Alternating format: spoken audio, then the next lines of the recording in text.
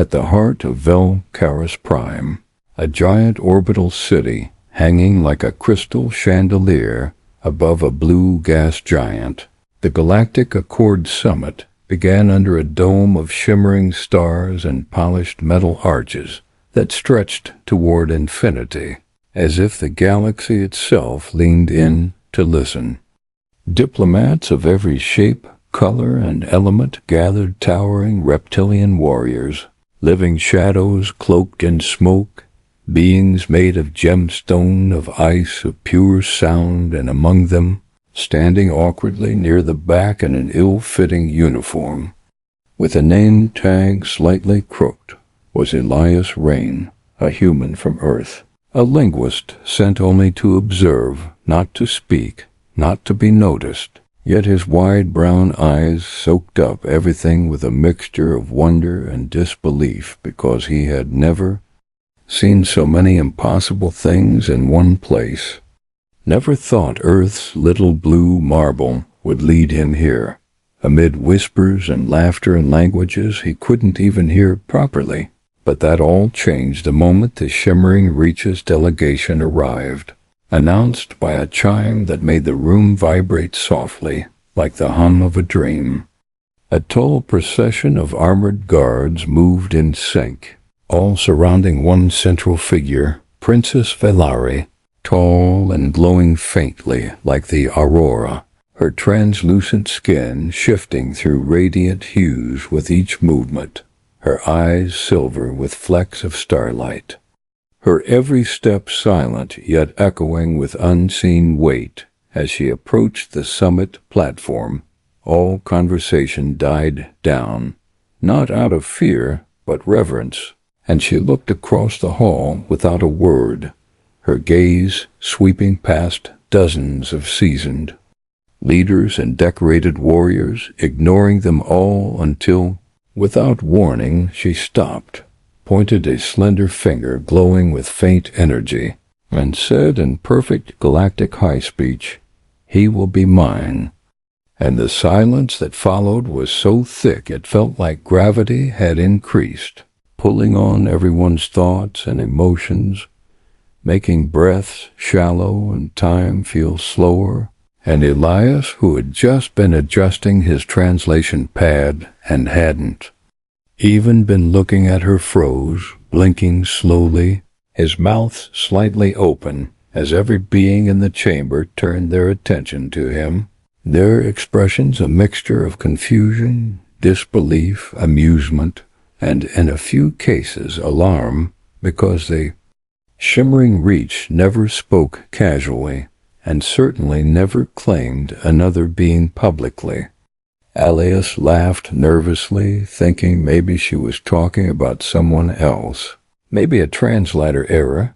but Valeri's eyes were locked on him with calm certainty, and even though he wanted to sink into the floor and vanish, he found he couldn't. Look away from her, not entirely because she was beautiful, though she was, but because there was something in her expression that made him feel like he had been part of a plan he never knew existed. Guards began to move toward him politely but firmly, murmuring about royal designation, escort protocols, and by her will, and Elias tried to explain he was just a researcher, not important, definitely not special. But no one seemed to care because a royal decree was law among the Reach, and he was being guided out of the hall before he even knew what had happened, walking past murmuring diplomats who a moment ago hadn't known he existed, and now looked at him like a mystery grenade waiting to explode. And as the doors of the summit chamber closed behind him, his translator crackled with static and tried to catch up, replaying her words again in English. "He will be mine." And Elias groaned, softly, rubbing his forehead, because this was not what he had signed up for, not what Earth's representative was supposed to be doing, and certainly not how interstellar peace talks were meant to start. But somewhere in the back of his mind, through the fog of disbelief and confusion, one question began to echo louder than the others. Why him? Elias Rain sat stiffly on a cushioned bench inside a ship that did not feel like a ship, more like a palace built from light and silence, with walls that shimmered faintly and floors that responded to his footsteps like ripples in a pond, and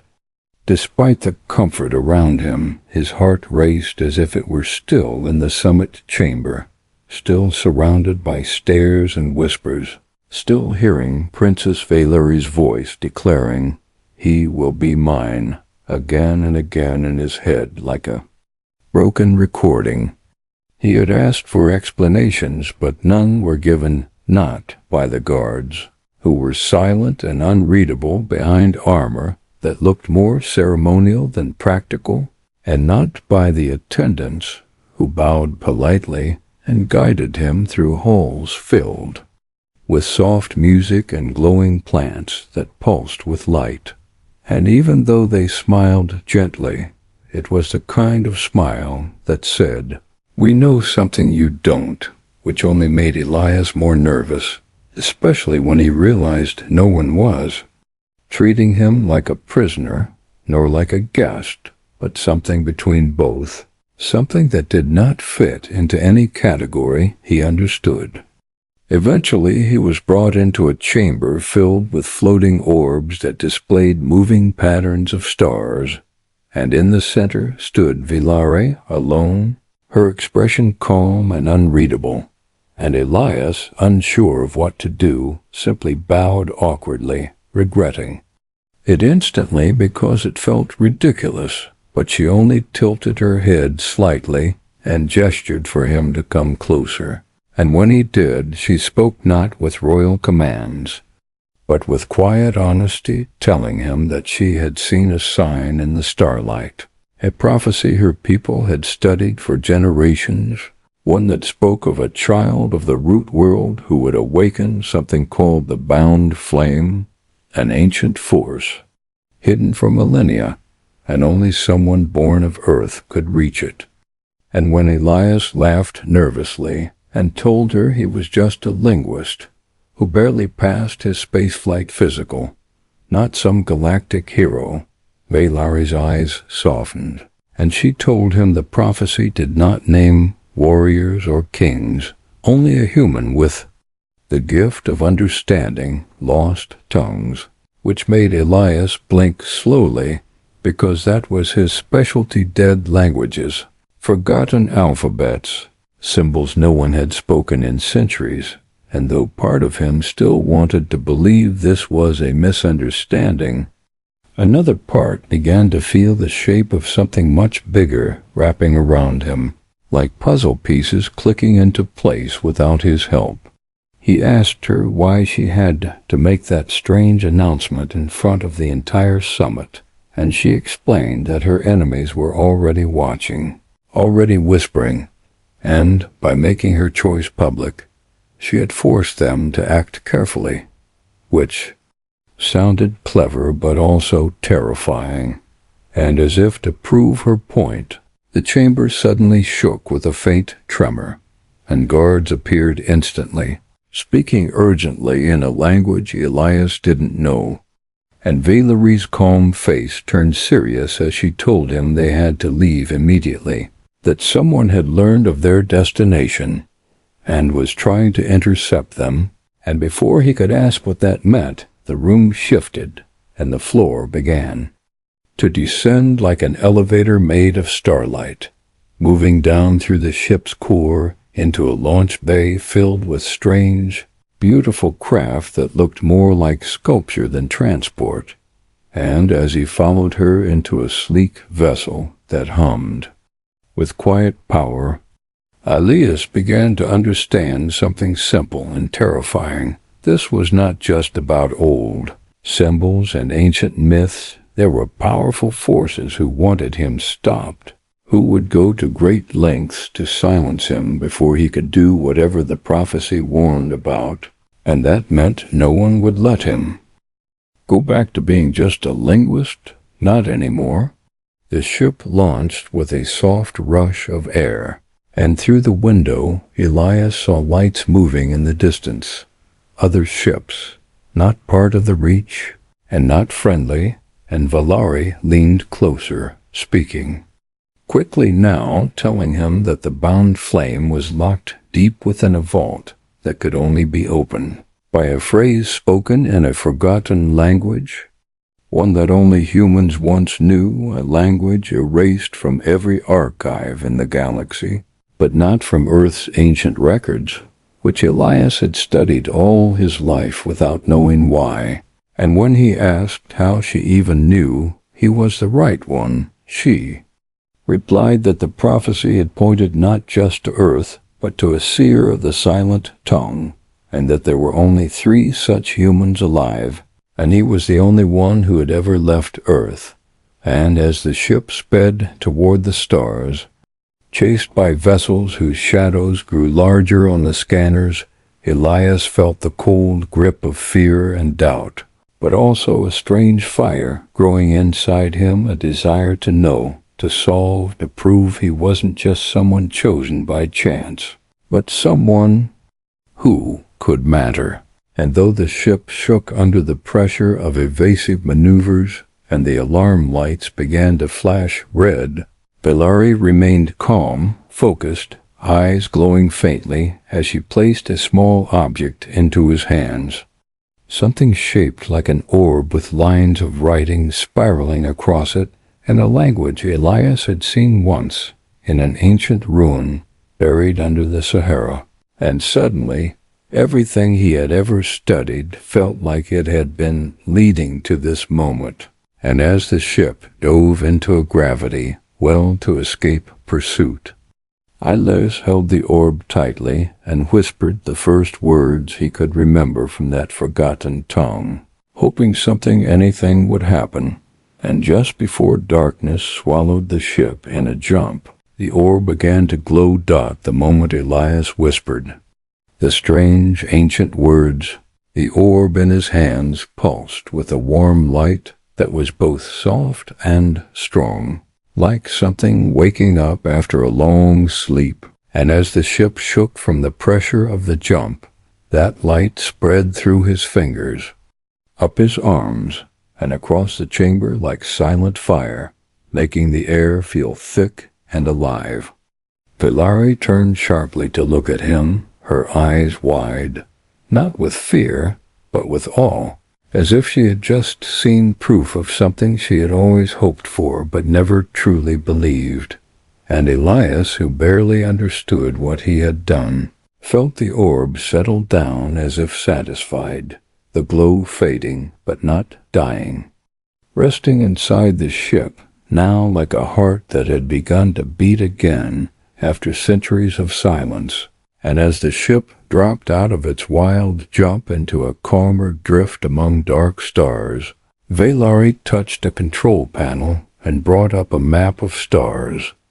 and hidden paths, showing him their new location, a place far from the core worlds, near the edge of the mapped galaxy where only ruins and old secrets waited. And she told him they were close now, close to the cradle vault, where the bound flame had been sealed away by the first minds of the Reach, long before her people rose to power. And though Elias wanted to ask what the bound flame really was, Valari admitted no one truly knew, only that it was once a great force of creation and destruction, bound by thought and word, and dangerous if awakened by the wrong hand, which was why her people believed only the one named in the prophecy could unlock it. Safely someone not born among the stars, but from the root world, someone with the gift of language, of understanding things lost. As the ship moved forward, Elias sat quietly, still holding the orb, which now rested calmly in his hands, warm like a sleeping pet. And he tried to piece together everything, how he had gone from studying dusty symbols in old Earth museums to riding in a royal starship with a glowing alien princess on a mission that felt too large for him.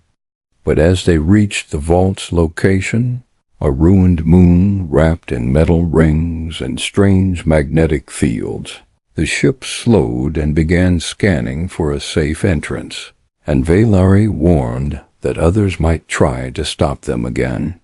For the bound flame was not just a legend, it was power, and power always attracted those who wished to own it, twist it, or destroy it.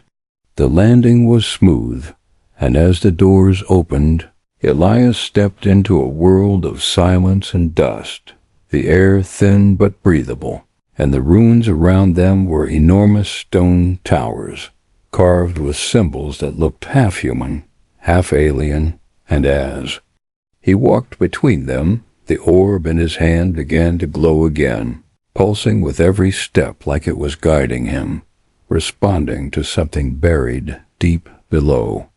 Valari stayed close, her guards watching the horizon for threats. But Elias felt like the place was watching him too, not with eyes, but with memory, and when they reached the center of the ruins, a great stone gate with no seams or hinges, covered in writing so old it seemed older than time itself, Elias stepped forward and began to read. His voice slow at first, then stronger, as if the words had been waiting for someone to say them again, and with each syllable the gate trembled slightly, the symbols lighting up one by one, until, with a deep rumble, the stone cracked open and revealed a chamber filled with golden light and floating dust like stars trapped in a dream. In the center floated a flame, not burning, not wild, but alive, held in a sphere of crystal, suspended in the air by invisible forces, and Elias felt it at once, like it had been calling him across time and space, not just waiting, but listening. And when he stepped closer, it moved toward him, passing through the crystal without resistance, and entered his chest like a breath he hadn't realized he needed, filling him with warmth and light and something more, something deep and ancient, that wasn't thought, but understanding, like a song with no sound. He didn't scream or fall, he simply stood there as the light settled inside him, and when it did, the chamber shook as if the vault itself had sighed in relief, and the ruins above glowed with new energy, lines of light racing through the ground, like veins waking from sleep. Valari approached slowly, eyes wide, and asked him if he felt it, and Elias nodded, because he did, not just the energy but the memories, flashes of other places, other times, a vision of ships rising from Earth in a forgotten age, of explorers who came to the stars before history remembered, and who left behind tools, seeds, and fire, waiting for someone to find them again. And now Elias knew the truth. Humans had not only come late to the stars, they had also come back, their legacy, scattered and hidden, waiting to be understood. But before they could speak more, an alarm on Valera's wrist chimed, and her face turned grim. Ships were coming fast, not from the Reach, but from a rival faction. Those who had always feared the prophecy, and now knew it had come true. She told Elias they had to leave immediately, that he was now more than human, that the bound flame inside him would be a target as well as a key, and as they ran back toward the ship, Elias looked up at the sky and saw them dark shapes moving, like sharks through the void, weapons armed, signals scrambled, ready to strike, and even though fear rose in his chest, the flame within him burned steady, calm, waiting for him to choose what to do next. And for the first time, Elias felt not helpless, but necessary,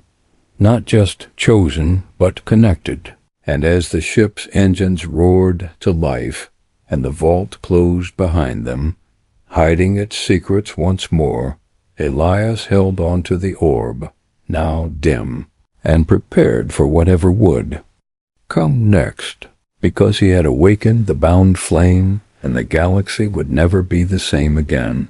The starship broke through the atmosphere of the ruined moon with a sudden jolt, alarms flashing red and sirens howling like distant wolves as enemy. Vessels closed in from all sides, dark and fast, their jagged hulls glinting under the light of a nearby star, and Elias sat strapped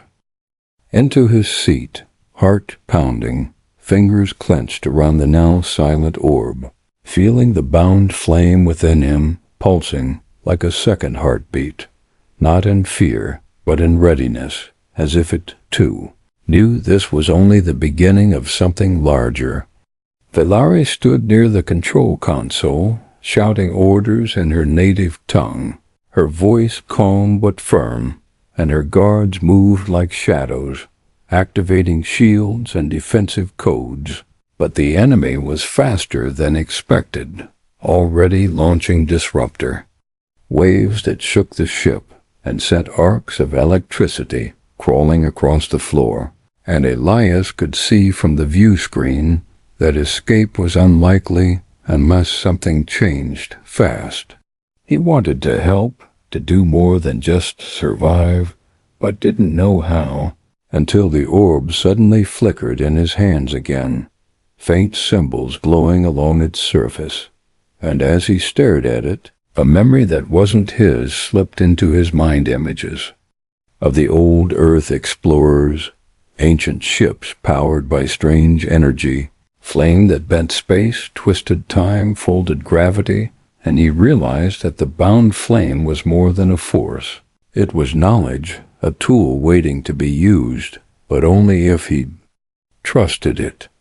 Swallowing his fear, Elias placed the orb onto the control panel, and it immediately sank halfway into the surface, fusing with the ship, and the entire vessel shuddered as a golden light spread through its systems, reactivating hidden engines and forgotten defenses from Reach tech that hadn't been used in centuries. Velari turned to him in surprise, asking what he had done, but Elias couldn't answer because even he didn't know. All he felt was the flame moving through the circuits, whispering to the ship, reshaping its energy field, and within seconds, the engines flared with a new power, stronger than anything the ship had before, and Velari's pilots seized the moment, launching the vessel into a tight spiral, dodging blasts and breaking through the outer net just as a wave of enemy fire scorched the place they had been moments before. The stars around them blurred as the ship jumped to light speed, and the silence that followed was heavy, not peaceful, but tense with what came next, because though they had escaped, they hadn't won, and Elias could feel it. The enemy wasn't just chasing them, it was searching for something beyond the flame, something hidden even deeper. And Velari confirmed it when she brought up an ancient star chart, showing a forgotten system on the edge of dark space, a place called Alaran's Edge, once a stronghold of the first minds, now just myths and fragments of story. But the flame inside Elias warmed at the mention of it, like it remembered something buried there, something vital. Velari said they had to go, that if the prophecy was real, the next piece of it lay waiting in that dead system. But the journey would be dangerous, not because of space, but because others would come, not just enemies of the Reach, but factions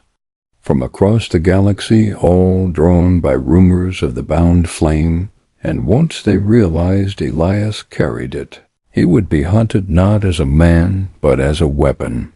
Still, he agreed, because something inside him told him he couldn't stop now, not when every step forward brought more answers,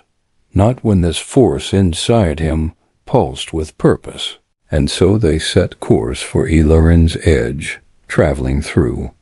strange lanes of folded space where light bent like water and stars drifted like forgotten ghosts.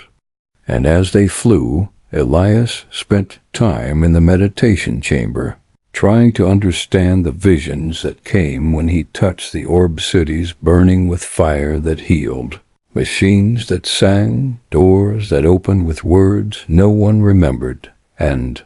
slowly he began to see patterns, old languages layered together like strands in a braid, leading not to destruction but to creation, to something waiting to be restored. Yet peace did not last long, for just 3 days into the voyage, the ship's sensors flared. Again something was following them, a vessel that did not belong to any known fleet, its shape shifting in the scanner like it couldn't decide what it truly was, and Valerie's voice dropped low as she named it. The Warden's Eye, an ancient sentient warship from the Lost Ring, once used to guard forbidden zones of the galaxy, now rumored to be rogue, broken, or worse, hunting for relics to consume and erase. The ship approached without words, without signal, and though they ran silent, hiding in the debris field of an old mining colony, Elias could feel its presence through the flame-cold ancient hungry, and when it passed above them like a shadow made of metal and hate, he held his breath, afraid that it might sense him anyway. But the ship moved on, and they waited in silence before continuing, shaken but alive. When they finally reached Ilarin's edge, what they found was not a graveyard, but a garden ruins half swallowed by trees of crystal and floating lakes suspended in magnetic fields. A planet torn by war long ago but slowly healing itself. And as Elias stepped onto its surface, the flame inside him pulsed again, stronger this time, and the orb rose from his hand, floating toward a broken tower in the distance, glowing brighter with each second. They followed it into the ruins, passing carvings that matched ones Elias had seen in old earth cave walls. And when they reached the heart of the tower, a door opened not by code, but by voice, as Elias spoke the words from one of his dreams. And inside they found a chamber filled with mirrors of light, each showing a different moment in time, and at the center a second flame, dim and flickering, trapped in a cage of frozen thought, a prison made of silence. Valarie explained that it was the second ember, twin to the bound flame, locked away after it tried to choose another bearer long ago, but now awake again because Elias had come, and as he stepped forward, the cage cracked, releasing a surge of energy that rushed into him like a wave, doubling the fire inside. And for a moment Elias saw everything stars being born, civilizations rising and falling, songs of the stars whispered in forgotten tongues, and then it was over, and he fell to his knees, exhausted but changed. Valarie knelt beside him, her voice quiet but strong, saying the galaxy would rise or fall, depending on what he chose next. For the fire was no longer hidden, and its light would draw not just enemies, but allies too, and perhaps something older still, something watching from the dark. The silence in the ship after Elias absorbed the second ember was heavy, like the air itself was holding its breath, and as he lay on the floor of the ancient tower, sweat running down his face and light still fading from his eyes, he felt the fire inside him settle, not wild, not loud, but deep, like a calm sea. After a storm, and Valarie stood over him, her expression filled with both pride and fear, because she knew what this meant.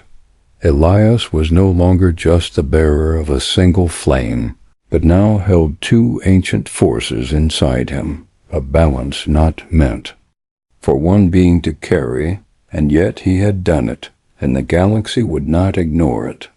As their ship lifted off from Alaran's edge and made its way back to known space, word of the event had already spread. Transmissions intercepted, energy signatures detected, whispers spreading across star systems like a storm warning, and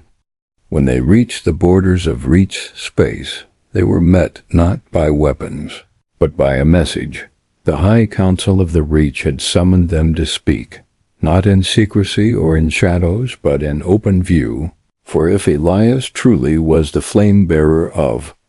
the prophecy, then the people deserved to see him, to hear him, and to decide if he was a savior or a threat. Valari warned Elias that not all on the council believed in the prophecy, and fewer still trusted humans, especially one who now carried a force so old it bent the rules of time and matter. And as their ship landed on the floating city of Cathra, where the council waited beneath a sky of artificial starlight, Elias saw the crowds that had gathered, aliens of every kind, banners in the wind, voices shouting, not all in welcome, and he walked beside Valari through marble halls and glowing gardens until they reached the grand chamber, where 12 counselors sat in a circle of floating thrones, each watching him with unreadable eyes.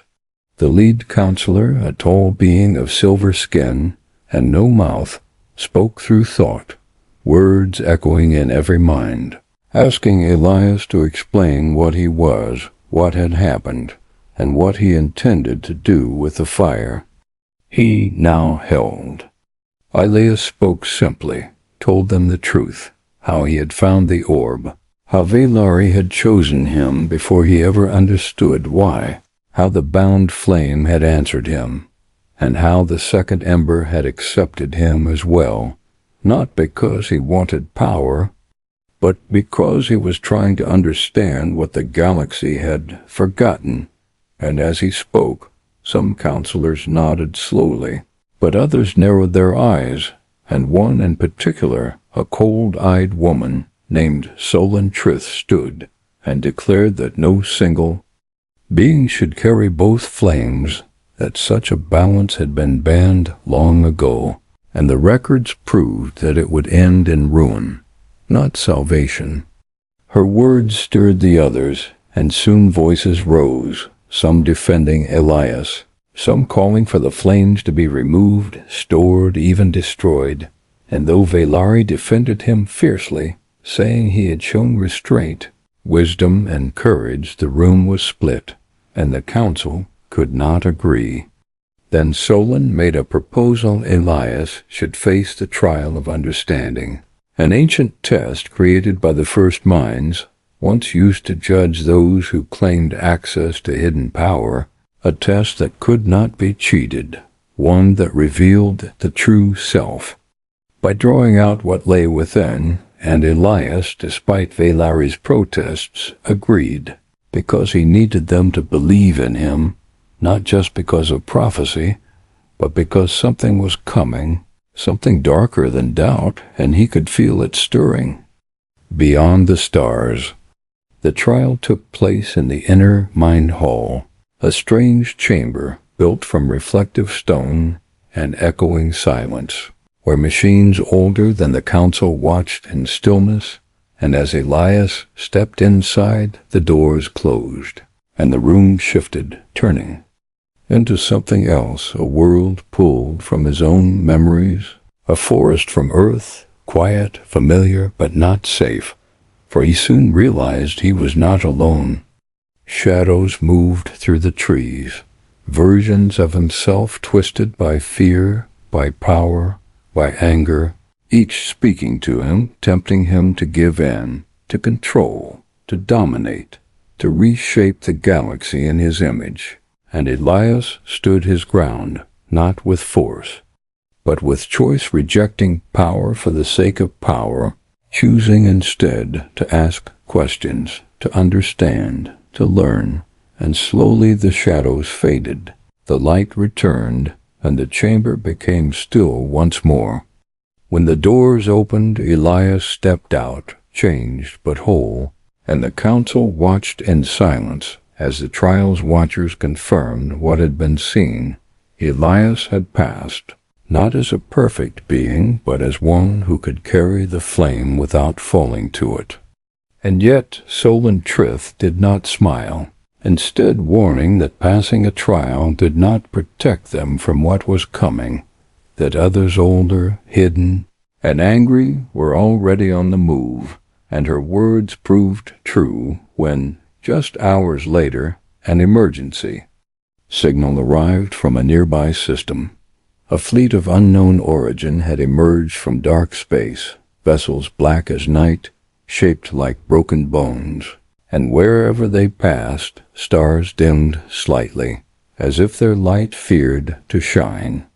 Valari looked at Elias, and he at her, and without a word they moved to the command deck, ready to leave once more, because the fire inside him was burning hotter now, not wild, but alert, and Elias knew this was no longer about prophecy or power, but survival, and that whatever came next would not be a test, but a war one not fought with weapons alone, but with choices, voices, and the fire in the stars. The sky above the reach shimmered with silent dread as the dark fleet drew closer, its ships like shadows with sharp teeth, drifting through space.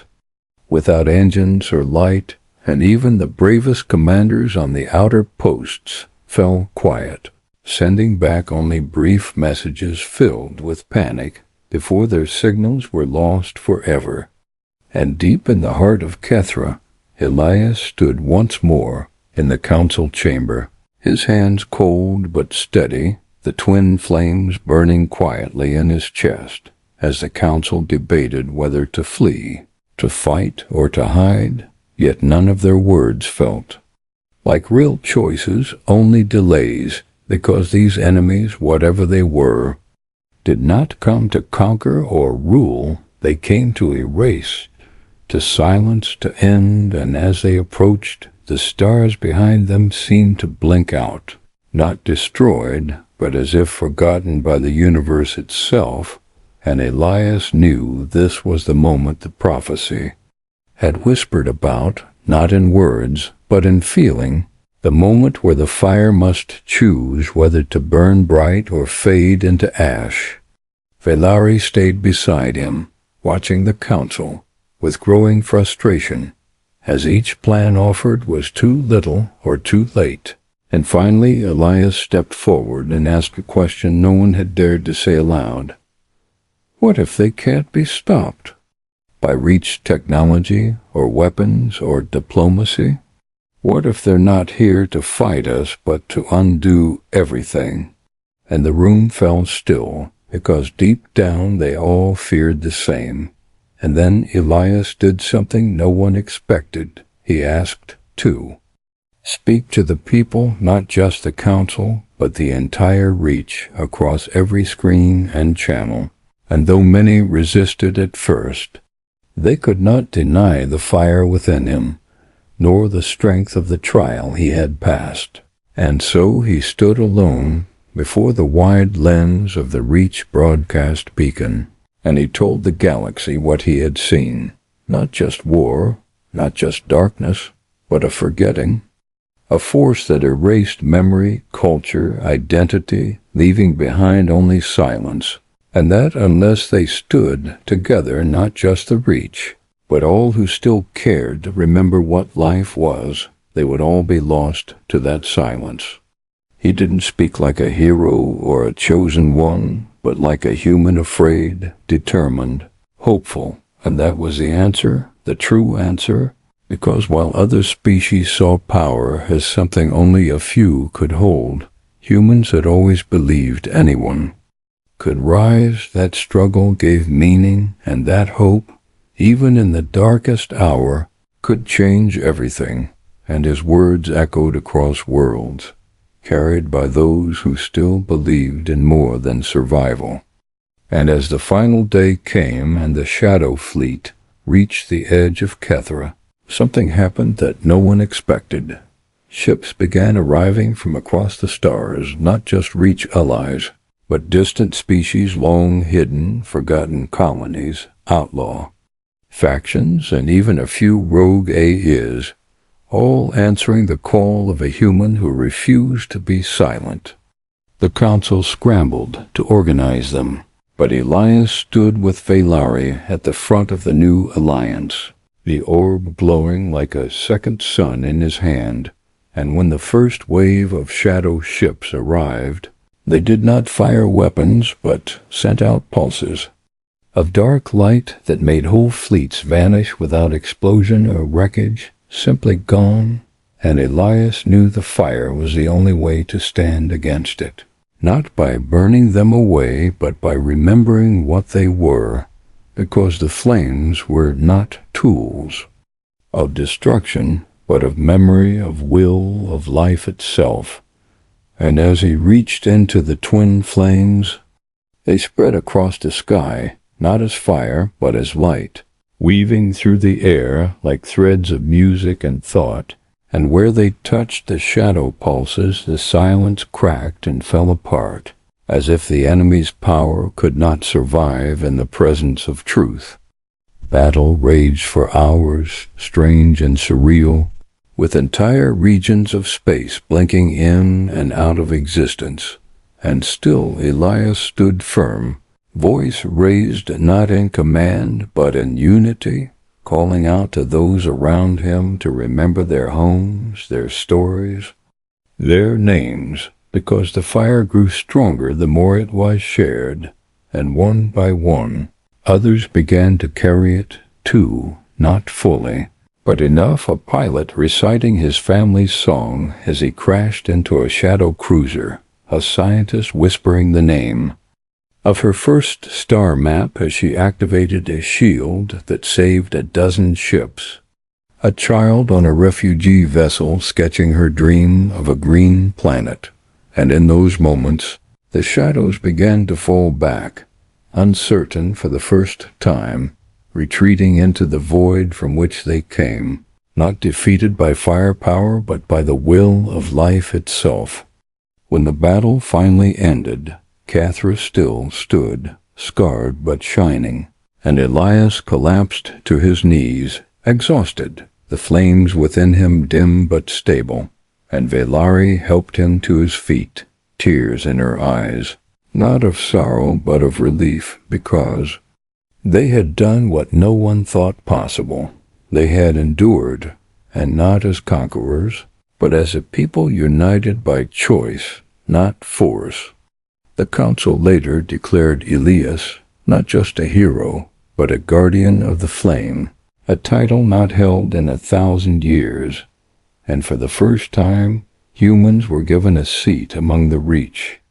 not as guests, but as equals, and Elias, though offered glory, chose to walk away from the center of power, returning to the stars with Velari, seeking out other forgotten fires, other broken stories, to keep the flame alive, not for himself, but for everyone, because the real answer to the darkness wasn't fire, or strength, or even knowledge. It was remembering what made life worth saving, and choosing, again and again, to protect it.